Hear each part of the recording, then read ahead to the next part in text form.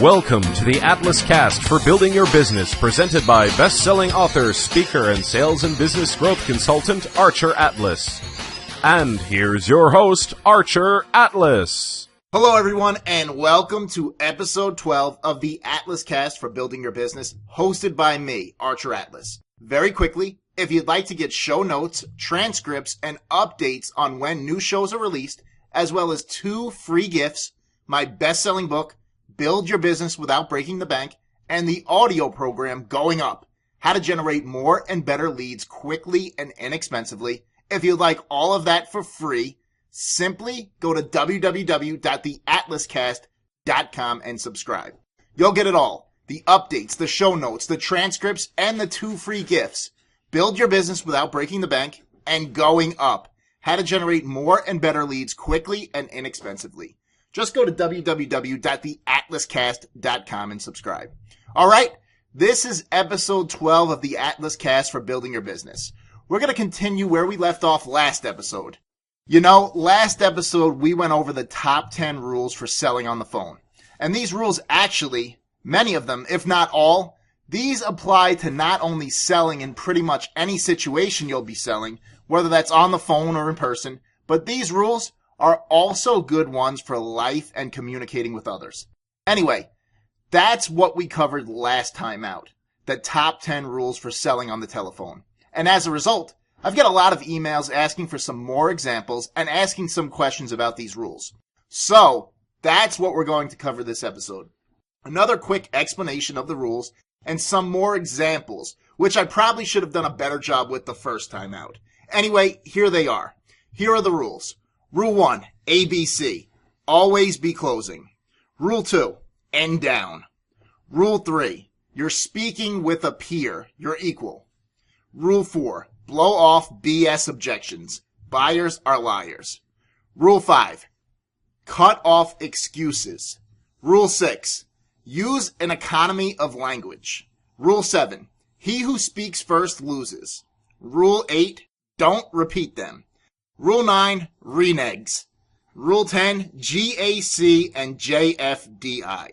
So those are the rules. Let's run through them one by one with some examples. All right, 1, ABC. Always be closing. This might seem self-explanatory for some, but it's worth covering over and over because most people don't do this, even so-called master salesmen. Always be closing. First off, what does this mean? It means this. You have a goal for every one of your sales interactions. And that's whether you're qualifying, generating leads, setting appointments, or actually trying to get your prospect or client to pull out their wallets and fork over their hard-earned cash for you. So you have a goal for every interaction.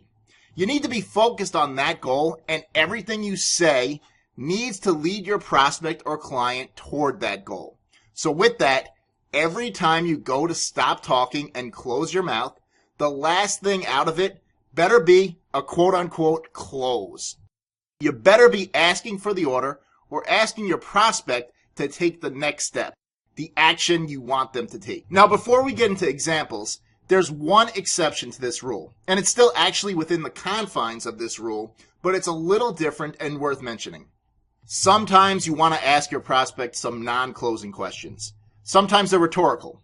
Now, these questions aren't closes per se, but they still are leading the prospect toward taking the action you want them to take. Here's one example of that from one of my broker days. So, I'd have the prospect on the phone, and I'd be talking to him about picking up a small block of shares of, say, Halliburton. And I'd get into the main reason we were buying, and let's say it was because they just sold half their interest in one of their subsidiaries, and rumor had it, they were selling the other half for even more money. So, I'd probably say something along these lines. So follow me on the numbers. You take a very profitable company that does $12 billion a year in revenue, and you inject $1 billion cash into it with the sale of half of their subsidiary. And you inject even more than that billion with the sale of the other half. Now let me ask you, what do you think will happen to the price of the stock? Should go up, right? So I asked a question there, and the last thing out of my mouth wasn't a close. I didn't ask for the order, but I did something that hopefully will bring the prospect a step closer to doing what I want them to do, which is buy the stock. Consequently, the next thing I'd say after I got the prospect to say yes, or it should go up, would be the setup where I explained exactly what I wanted to do, and then I'd ask for the order. Anyway, that's the exception. Let's get into the rule and examples.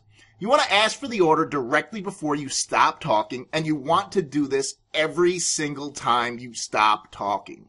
Now, this is easy to do when you ask for the order initially, and even when you're rebutting objections.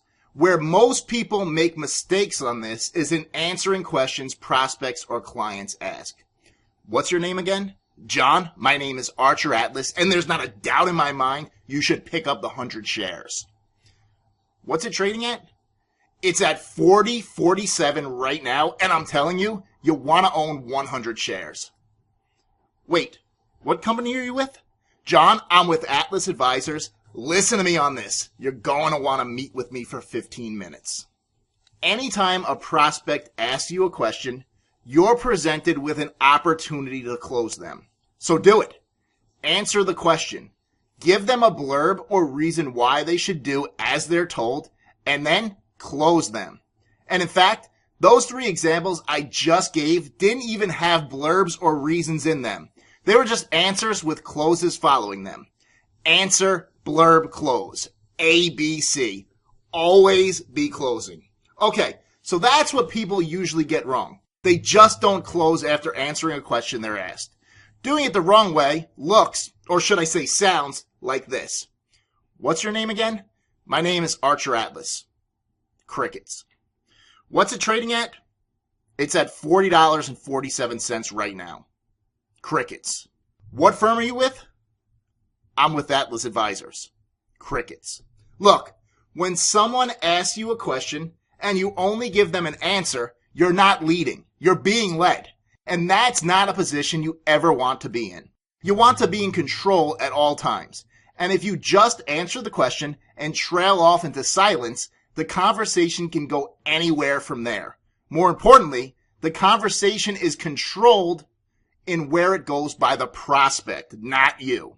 You don't want this at all. So be sure to close and ask for the order, whatever that quote-unquote order looks like. All right, that said, let's get into some examples of different ways to ask for that order. Remember, with every communication, you have a goal. And when you're on the phone with a prospect, there are only 3 goals you should ever have in any situation. Let me clarify. There are 3 different goals you can have. Pick one. So those goals are 1, generate a lead. 2, set an appointment. 3, make a sale and get the prospect to open their wallets for you. The third one is the easiest to explain and give an example for. If you want someone to buy something, the best way to do it is to just ask them to buy. So every time you're about to stop talking, make sure you ask the prospect to buy beforehand. Buy the 100 shares. Do the 100 shares. Pick up the 100 shares. Take the 100 shares, etc. Obviously, this doesn't just apply to stocks, but to anything and everything. Whatever it is that you sell, ask for the order and ask the prospect to buy what you have to offer. Okay, setting appointments. This is easy as well. Just ask. Ask the prospect to meet with you and be clear that they will benefit from meeting with you. Make it so that they will, and make it so they will benefit regardless of whether you ever do business with them or not. This makes it easier to sell the appointment. And every time you respond to an objection, every time you're asked a question, every time you say anything, be sure to ask for the appointment. Let's say you ask the prospect to meet with you and they say they're not interested. You have to understand something. I'm talking about a strategy that has netted every company that's used it an average of 20% returns within 60 days. I'm telling you, you want to at least hear about this strategy. When can we meet? Not interested. Can I tell you something? After meeting with me, you'll have a foolproof strategy and tactic your company can use tomorrow that can have a dramatic impact on your bottom line, regardless of whether we work together or not. Believe me, you'll want to take that 15 minutes to meet. What day works best for you? What's the strategy you're talking about? I'll be happy to share that with you in fine detail when we meet. I couldn't possibly do it justice right now in this brief conversation over the phone. Would you have 15 minutes to set aside next week? Actually, the last point is an important one. If you're asking for an appointment or meeting, that's your goal. Stick to it. Don't try to sell over the phone in that case. Sometimes it works. Most times it doesn't. Don't sell what you eventually want to sell. Your only goal for this call is to sell the meeting. All right, last one, generating leads. If you're using the ask approach, like we've been covering in other episodes and is also covered in my best-selling video training course, Get More Customers and Clients Now, which you can get at www.theatlascast.com/offer, OFFER. If you're using the ask approach to generate qualified leads, you want to ask for the order in the form of getting the prospect to accept your offer of value and agree to your request. So every time you stop talking, you want to make those 2 points very clear. So if your ask approach involves you offering a white paper as your offer of value and your request is an open ear the next time you speak, your ask for the order will be some variation of telling the prospect they're going to want to hear what you have to say next time out. Not interested. I understand that, but my last recommendation was ABC. We got in at 9 and the stock shot to 15 in just 30 days. Believe me, you're going to want to hear my next recommendation. Or let's just say that your request involves the prospect attending a webinar. Not interested. I can appreciate that. But the fact is, this webinar is going to cover 7 ways to generate at least 10 referrals this month and every month after. Believe me, you'll want to be on this webinar. All right, we're really burning up time here, and we've only covered the first of the top 10 rules for selling on the phone. Let's get to Rule 2. Rule 2, end down. This one's easy. End every sentence, even questions, as if you were making a definitive, authoritative statement or even a command. Use a tone of voice that not only conveys that you are the authority when it comes to what you're talking about, that you have utmost credibility, and that what you say is the last word on it, but also end with the opposite tone that you would use when asking a question. You know how when you ask a question, your voice and tone goes up? Even if your question isn't a typical question that starts with the 6 W's, who, what, when, where, why, or how. We're talking about Halliburton? See, that didn't start with any of the 6 W's, but still was a question because my tone went up. I could have easily said the exact same words with a different tone and not had it be a question. We're talking about Halliburton. End down, never up, even with questions. Fair enough? Take the 100 shares. When can we meet? You're going to want to hear about it. By the way, the 6 W's, anyone wants to tell you that how doesn't start with W or isn't a W word, tell them to write it down, then look at it in a mirror. It starts with W. All right, make sure you end down. And to incorporate this with the first rule, make sure you end down while asking for the order directly before you stop talking, every time you stop talking. Okay, rule number 3. You're speaking with an equal or a peer. This one's even easier. Act as if. That is, if you really don't believe this in your heart. But you should believe this because it's true. Look, if you're offering something to your prospects that would make their lives or business better, which you should always be doing anyway, you're an asset to this prospect. They will be better off having done business with you than not. You're just 2 business people doing business together. You are peers, so act that way. Doesn't matter if you're talking to the hardware store owner that's up the street from where you live, with the VP of sales of a company doing $5 million a year, or the president of a Fortune 500 conglomerate. You're talking to a peer. Put that in your mind and act that way because it's true. Besides that, no one, especially powerful people, is going to take advice from or do what someone who is 2 levels below them asks them to do. But they will listen to peers. So be a peer. Bottom line, you're speaking with a peer.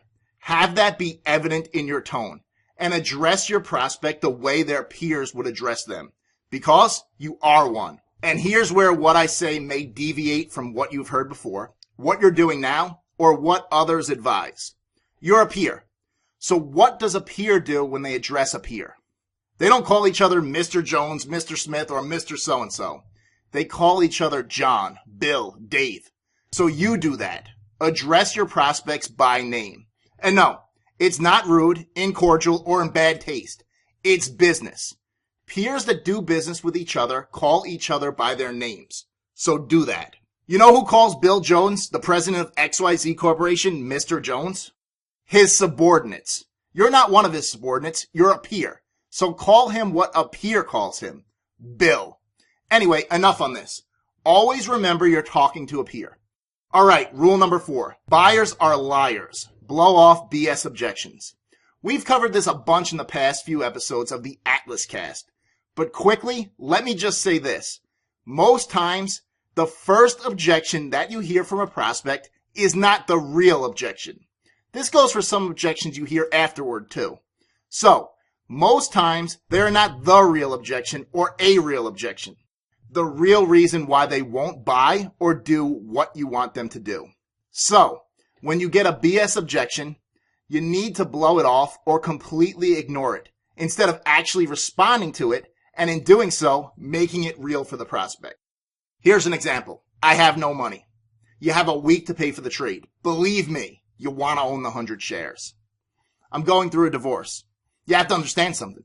We're talking about a company that's about to receive a government contract that will double their revenues. Trust me, you want to take the 100 shares. I have to talk to my wife. John, I've talked to my wife this morning. She said I could sell it to you. One wife's got to be enough, right? Listen to me on this one. Do the 100 shares. So you blow them off. If you respond to these phony objections and actually try to rebut them as if they were real, you'll only be solidifying the prospect's position that he can't buy or do what you want him to do, and you'll actually be making that objection a real one in their minds. And with that, you will lose. Here's how not to do it. I have no money. Can I tell you something? We're only talking about 100 shares of a $40 stock. You're telling me you don't have a lousy $4,000 you can use for this? I'm going through a divorce. Well, John, there's ways to invest in a divorce. Even if your wife takes half, you're still looking good when the stock goes to 50. I have to talk to my wife. John, we're only talking about a small trade. By all means, call your wife when we go bigger and better down the road. But right now, there's no reason to call her about a small investment of 100 shares.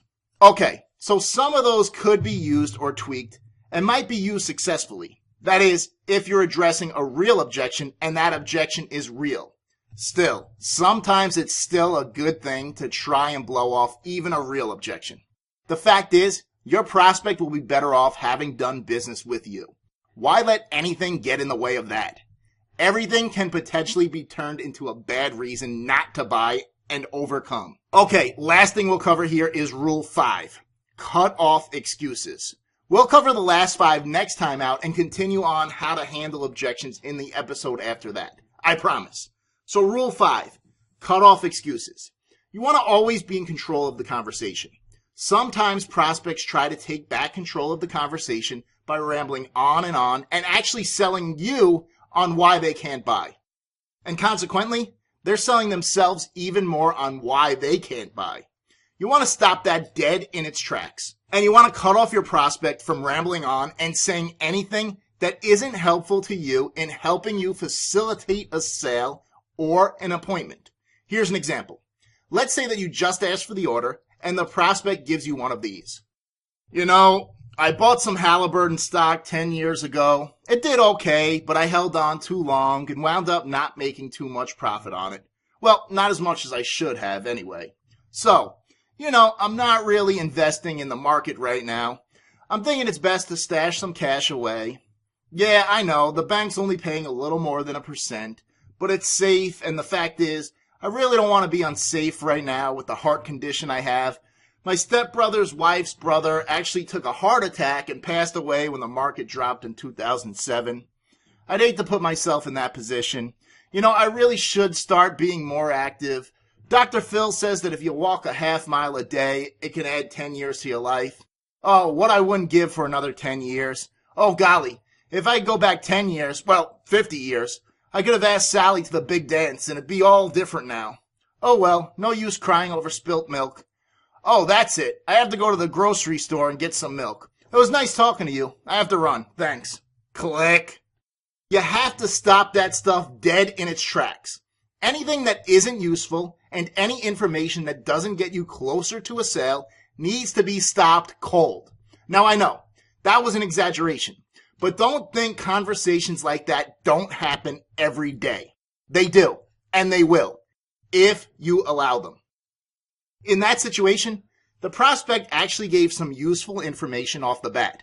If you cut him off right after he said he didn't make as much profit as he would have liked, you then have more than enough to offer a compelling reason he should listen to you now. I bought some Halliburton stock 10 years ago. It did okay, but I held on too long and wound up not making too much of a profit. Look, John, you have to understand something. In this market, it's all about pricing and timing. Right now, the stock's at 40. In 60 days, it'll be at 50. When that happens, I'll advise all my clients, including you, to sell at a nice profit. Like I said, it's all about pricing and timing, and that's what I do best. Listen to me on this one. Right now is the time to buy. Definitely go with the 100 shares. Now, will that work? Maybe. Maybe not. But you've got to believe the guy is much more likely to buy after being cut off and hearing that than before, when he controlled the conversation, rambled on for what felt like 20 minutes, and then proceeded to hang up. So cut people off. Control the conversation. Only allow the prospect to give you information that's helpful to you in using to facilitate a sale. All right, that's the first 5 rules. We'll cover the next 5 later on. Let's wrap up this episode now. If you'd like to get updates on this show, the Atlas Cast for Building Your Business, as well as show notes, transcripts, and your 2 free gifts, my best-selling book, Build Your Business Without Breaking the Bank, and the audio program Going Up, How to Generate More and Better Leads Quickly and Inexpensively, just go to www.theatlascast.com and subscribe. You'll get all these free of charge, my gift for being a loyal listener to this show. Last thing here, I'm holding an online summit that'll be coming up in the next few weeks. It's going to be me alongside some other highly knowledgeable, hugely successful sales, marketing, and entrepreneurial experts, and the summit will cover a vast array of the topics that will help you grow your business. Now, here's the good news and where you come in. First off, this summit is going to be free for you to attend if you're a subscriber to the show or if you've taken any of my courses. Second off, you will get to decide which topics we'll cover in the summit. I'll have more details for you in the next episode of the Atlas Cast. But in the meantime, if there's a topic you want covered in the summit, simply shoot me an email at archer@archeratlas.com and let me know. Like I said, I'll have more details about this for you shortly. All right, that's it for this episode of the Atlas Cast for Building Your Business with me, Sultan of the Sales Call, Archer Atlas. Like I said, next time out, we'll continue where we left off with the next and last 5 rules. I'm really looking forward to this. See you then.